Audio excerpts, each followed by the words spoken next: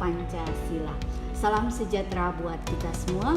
Alhamdulillah, suatu kenikmatan kita masih diberi kesehatan untuk beraktivitas, dan semoga kita masih diberi umur panjang yang bermanfaat. Amin. Perkenalkan, nama saya Sulmi, dosen program studi agribisnis jurusan Sosial Ekonomi Pertanian, Fakultas Pertanian, Universitas Tadulako, Palu. Bidang ilmu agribisnis. Kesempatan kali ini saya akan menjelaskan salah satu mata kuliah yang saya ampu, yaitu akuntansi dan pembiayaan agribisnis, di mana mata kuliah ini mata kuliah wajib yang didapat pada semester 3 dengan bobot 4 SKS dengan rincian teori 2 SKS dan 2 SKS praktek lapang. Capaian dalam penyampaian materi, tentunya saya dan tim mengacu pada capaian lulusan program studi yang kemudian diturunkan atau tertuang di dalam capaian mata kuliah. Capaian pembelajaran lulusan pertama menunjukkan sikap bertanggung jawab atas pekerjaan di bidang keahlian secara mandiri. Kedua, menguasai pengetahuan khusus di bidang akuntansi dan pembiayaan agribisnis dan pengetahuan aspek teknik pertanian dari hulu ke hilir, sehingga dapat menguasai konsep-konsep bisnis secara profesional. Ketiga, menguasai pengetahuan umum tentang akuntansi dan pembiayaan agribisnis untuk mengambil keputusan strategi dan operasional, serta mampu memformulasikan penyelesaian masalah dalam bidang agribisnis secara berkelanjutan. Keempat, mampu menerapkan pemikiran logis, kritis, sistematis, dan inovatif dalam konteks pengembangan atau implementasi ilmu pengetahuan dan teknologi yang memperhatikan dan menerapkan nilai humaniora yang sesuai dengan bidang keahliannya. Kelima, mampu mengambil keputusan secara tepat dan akurat dalam konteks penyelesaian masalah di bidang keahliannya berdasarkan hasil analisis informasi dan data. Keenam, memiliki kemampuan mengidentifikasi dan menganalisis masalah, potensi, dan prospek, serta merekomendasikan alternatif pengambilan keputusan dalam bidang agribisnis dengan menggunakan metode kuantitatif dan kualitatif. Ketujuh, mampu merancang dan mengoperasikan pengembangan unit bisnis serta jejaring usaha agribisnis yang inovatif, menciptakan nilai tambah dan berwawasan lingkungan. Capaian pembelajaran mata kuliah. Pertama, mahasiswa mampu mendeskripsikan berbagai konsep dan prinsip akuntansi dalam menganalisis transaksi bisnis dan mampu menyusun laporan keuangan usaha bisnis. Yang kedua, mahasiswa mampu mendeskripsikan ruang lingkup pembiayaan agribisnis. Yang ketiga, mahasiswa mampu menganalisis kebutuhan pembiayaan dan menetapkan sistem pembiayaan yang tepat dalam usaha agribisnis. Yang keempat, mahasiswa mampu mengukur dan menganalisis pengaruh pembiayaan terhadap kinerja keuangan usaha agribisnis. Deskripsi mata kuliah ini mahasiswa belajar tentang pencatatan pembukuan keuangan pada usaha agribisnis yang meliputi perusahaan jasa, perusahaan dagang, perusahaan manufaktur, ruang lingkup pembiayaan agribisnis, konsep dan kebutuhan pembiayaan perusahaan agribisnis, serta analisis rasio keuangan dan analisis investasi usaha. Perkuliahan dilaksanakan dalam bentuk teori, penugasan, diskusi, dan praktek. Bobot penilaian, bobot tugas itu 15%, bobot nilai ujian tengah semester UTS 25%, bobot nilai ujian akhir semester 25%, bobot praktek 25%, bobot forum diskusi 10%. Untuk mempermudah proses belajar mengajar, selain pemaparan dengan metode tatap muka, mahasiswa juga dapat mengakses RPS serta mata kuliah melalui aplikasi LMS atau Sistem Informasi Akademik Siakat. Mahasiswa juga dapat menggunakan WA mata kuliah untuk berinteraksi tentang kendala mahasiswa selama proses belajar mengajar. Demikian penjelasan saya tentang metode pengajaran yang saya lakukan pada mata kuliah akuntansi dan pembiayaan agribisnis. Selanjutnya, saya akan mempraktekkan micro teaching berdasarkan pokok bahan mata kuliah yaitu akuntansi dan organisasi bisnis. Assalamualaikum warahmatullahi wabarakatuh. Waalaikumsalam warahmatullahi wabarakatuh. Salam Pancasila. Salam. Oke, alhamdulillah suatu kenikmatan ya, kita masih diberi umur panjang dan kesehatan untuk selalu beraktivitas sampai saat ini untuk masuk perkuliahan akuntansi dan pembiayaan agribisnis. Kita masuk pada pokok bahasan yaitu akuntansi dan organisasi. Oke, lanjut sesuai dengan pokok bahasan ya, sesuai dengan RPS yang sudah Anda lihat ya di WA maupun di Siakat ya, RPS. Jadi di sini kemampuan yang diharapkan sesuai dengan capaian mata kuliah. Anda dapat memahami cara belajar dan tagihan yang harus dikerjakan. Terus bagaimana Anda mampu mendeskripsikan tentang ruang lingkup dan peran akuntansi dalam dunia bisnis.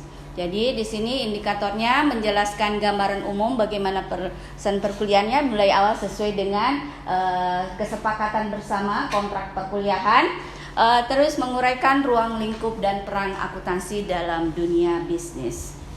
Oke. Pengertian akuntansi, ya.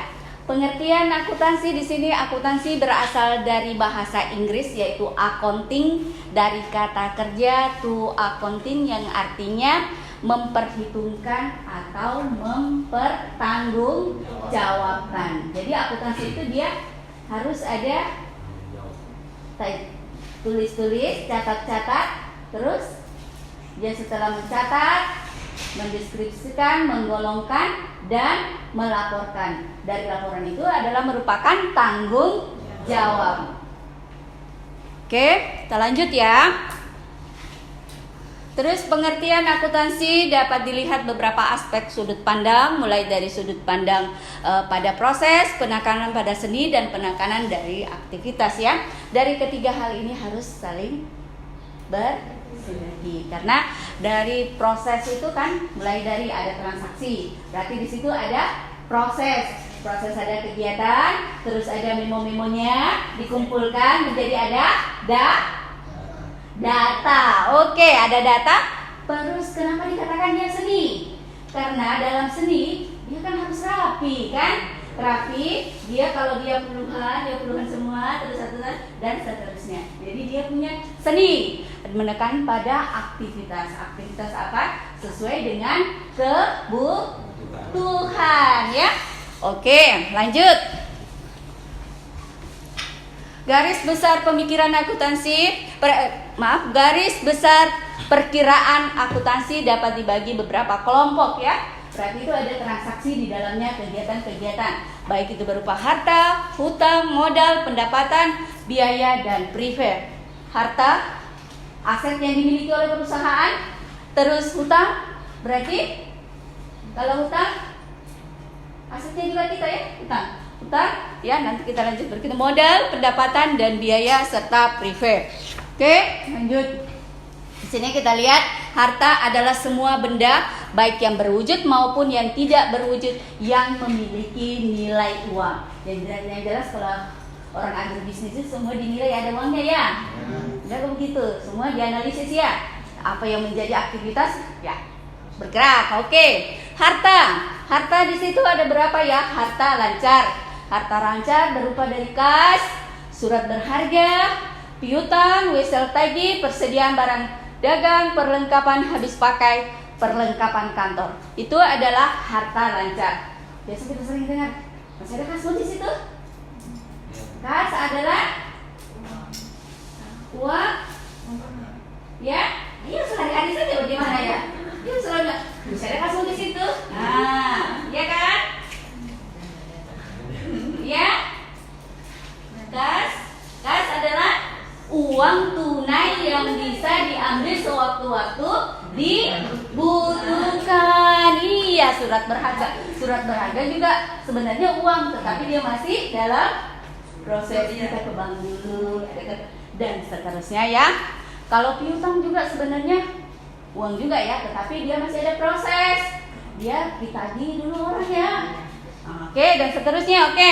Investasi jangka panjang. Investasi dalam saham, investasi dalam obligasi, penyisihan dana, investasi rupa-rupa. Ya, itu dari investasi merupakan harta. Terus harta tetap. Harta tetap terdiri dari peralatan, kendaraan, mesin, alat produksi, gedung dan tanah. Itu semua adalah peralatan tetap. Sama dengan yang Anda duduk ini termasuk apa?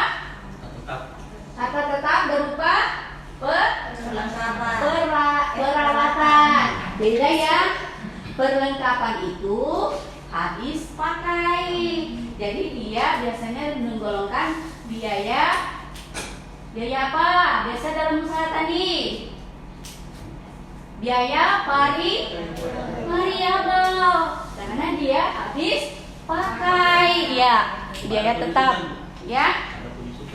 Penyusutan itu kan masuk dari peralatan ini ya. Nah itu kan makanya ada hitung-hitungannya. Peralatan sama dengan yang Anda duduki. Yang Anda duduki berarti itu ada penyusutannya kan. Berapa lama dipakai ini susutnya, maka ada perhitungan yang biasa di perhitungan nilai baru dikurang nilai sisa dibahagi nilai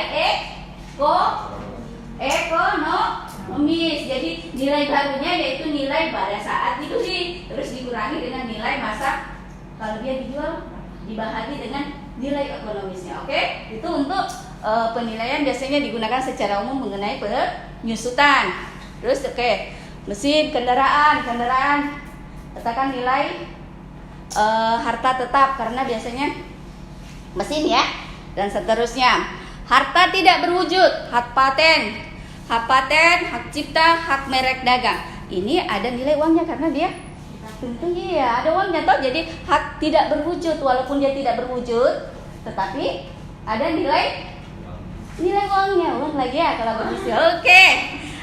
Harta lain-lain seperti mesin yang tidak dipakai dalam operasional. Dalam operasional kan ada nilainya kan? Nah, bisa termasuk harta. Kalau dia sudah terpakai berarti ada nilai aktivitasnya. Oke, hutang. Nih yang tadi silakan, hutang itu apa? Hutang adalah kewajiban daripada perusahaan kepada pihak lain menurut sifat utangnya. Ada yang sifat jangka panjang dan sifat jangka pendek ya. Selanjutnya ya, modal. Tadi sudah kita bahas sedikit mengenai modal ya. Dengan aset, modal baik itu modal usaha, modal pribadi, modal saham dan seterusnya. Oke, kita lanjut. Pendapatan adalah tambahan kotor dari modal yang digunakan dalam aktivitas ya. Kalau pendapatan itu kan biasanya adalah yang kemarin yang sudah dilakukan praktek kakak-kakak kalian. Nah, itu kan sudah menghasilkan pendapatan kan? Nah, kalau kalian kan sekarang ini nantinya kan ada masih merancang ya, menganalisis usaha-usaha untuk pelaporan usahanya. Kalau kakak-kakak kalian yang sudah bergabung di Himasep itu kemarin itu kan kita harus melakukan ekspor ya. Semoga semangat ya. Semoga ini nanti ruangan ini bisa membuat produk nanti. Ya, buat produk dan bisa memperhitungkan analisis pembiayaan agribisnisnya. Oke, ada pendapatan usaha dan pendapatan luar usaha ya, pendapatan penjualan yang seperti kakak-kakak kalian yang sudah lakukan. Oke? Termasuk pada beban ya. Beban berarti biaya-biaya yang dikeluarkan ya. Dalam usaha tani itu yang dikatakan yang tadi yang ada biaya tetap dan ada yang biaya variabel. Ya, dalam akuntansi juga seperti itu. Biaya-biaya apa yang menjadi biaya tetap maupun biaya yang tidak tetap. Terus apa bidang akuntansi termasuk dalam suatu profesi? Ya, dalam profesi akuntansi adalah semua bidang ya. Pekerjaan yang dipergunakan keahlian di bidang akuntansi termasuk bidang pekerjaan akuntan publik, terus akuntan intern, bekerja dalam perusahaan, industri, keuangan atau dagang, atau akuntan yang bekerja di pemerintah dan akuntan sebagai pendidik. Ya, kakak-kakak kalian kan walaupun pertanian ya, tapi kan banyak ada sudah yang kerja di bank. Itu kan ada yang kerja di pemerintahan, di kantor gubernur, ada yang kerja di sebagai pengusaha. Iya, dia buktikan tadi kemarin dengan adanya mengadakan expo. Iya, dan mahasiswa juga sudah ikut ya, dan kalian oke. Jadi semoga kalian nanti bisa buat lagi ya. Setelah mata kuliah ini ada prakteknya. Oke. Tanggung jawab profesi. Ya, ini juga tanggung jawab profesi. Ya, dalam menjalankan tanggung jawabnya seorang akuntan harus senantiasa berbijak pada pertimbangan moral di setiap atau aktivitas yang dilakukan. Ya, bagaimanapun mereka memiliki tanggung jawab. Tidak hanya pada pengguna jasa atau klien ya, tetapi juga pada rekan sejawat dan masyarakat secara umum. Karena pertimbangan moral menjadi salah satu cara untuk menjaga kepercayaan dari kinerja ya. Itu kan tanggung jawab profesi ya. Ya, kita lanjut ya. Integritas. Jadi integritas ini intinya haruslah dibekali dengan integritas yang tinggi, karena dengan adanya integritas senantiasa memberikan pelayanan secara jujur tanpa ada unsur keuntungan pribadi ya. Jadi secara objektif di dalamnya ya. Oke, kita lanjut kerahasiaan ya. Misalnya nominal, kalau apalagi sesuai dengan kebutuhan, biasanya ini kan perhitung-hitungan ya. Secara nominal, bagaimana mengingat akuntan adalah profesi yang berhubungan langsung dengan data-data keuangan. Mereka juga harus mampu memegang prinsip kerahasiaan di dalamnya. Oke, kita lanjut. Kompetensi dalam kehati-hatian. Sebagai akuntan profesional, tentu kompetensi menjadi salah satu penjaminan itu yang berkualitas dalam pelayanannya. Oke, standar teknis etika profesi akuntansi yang juga tak kalah penting adalah menjalankan tugas, intinya tugas profesional sesuai dengan standar teknis. Oke, kita lanjut. Kesimpulannya ya. Kesimpulan, beberapa prinsip etika profesi akuntansi tersebut sangat penting untuk diperhatikan agar akuntan bisa menghindari terjadinya hal-hal yang tidak diinginkan. Jadi para akuntan juga sangat penting untuk bisa bagaimana mengoperasikan software dalam akuntansi guna efisien waktu. Apalagi sekarang, kalau dulu kita masih pakai kalkulator ya, hitung, sekarang sudah banyak komputer dan lain-lain sebagainya. Sebenarnya untuk mempermudah kerja. Oke, Anda lebih paham ya, harus jago IT ya semua ya, karena informasi lebih baik hilang uang jangan hilang informasi katanya. Sip. Oke. Ini kegiatan-kegiatan yang dilakukan kakak-kakak kalian ya. Nah, hebat ya. Oke, ini sudah ada produknya dan sudah ada kegiatan-kegiatan dilakukan di Masep. Ini ada lakukannya kalian di sini. Ya, oke. Nah, ini kegiatan-kegiatan masih banyak lagi sebenarnya ya. Oke, terima kasih.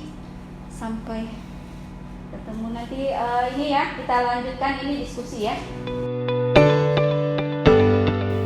Oke, adik-adik, selanjutnya kita melakukan tugasnya yaitu silakan untuk membuat rincian pembiayaan agribisnis sesuai dengan target apa yang menjadi pilihan Anda. Jadi biaya-biaya operasional apa-apa semua nanti akan disusun berdasarkan laporan keuangannya. Silakan adik-adik biaya-biayanya.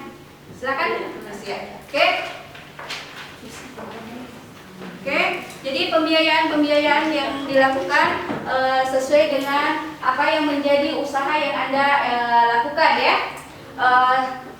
Nanti akan kita praktekkan kalau ada kegiatan expo, nanti kan produknya bisa dihasilkan. Sekarang kita lakukan adalah bagaimana pembiayaan dalam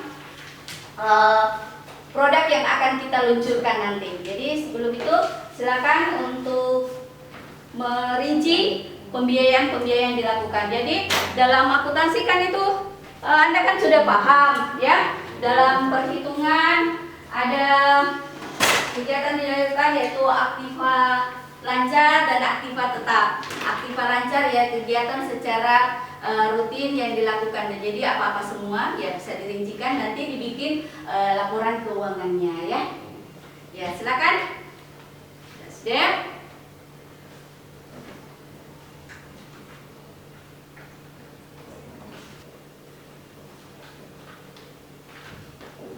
Oke, selanjutnya ada yang sudah selesai. Rencananya mau produk apa yang mau diluncurkan ini? Bawang goreng. Oh, bawang goreng. Masya Allah, itu adalah produk yang keunggulan dari Sulawesi Tengah. Kemarin kan, atau sudah ada yang kembangkan? Masih rencana ya, bawang goreng. Selain itu kemarin ada expo kan, kita sudah lakukan expo kan. Produk-produknya itu ada bawang goreng ya sudah, terus ada kopi yang kemarin kopi, terus keripik-keripik. Nah itu kan dianalisis coba dari expo itu nanti kita bisa membuat, ini kan namanya planning ya, planning dalam membuat pembiayaan kita. Oke, silakan.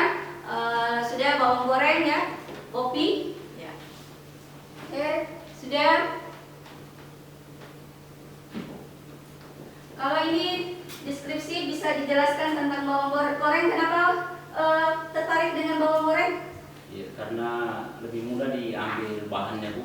Ya. Sebagai apa? Dari dulu bawangnya. Ya, bawangnya diproduksi dijadikan usaha Bu.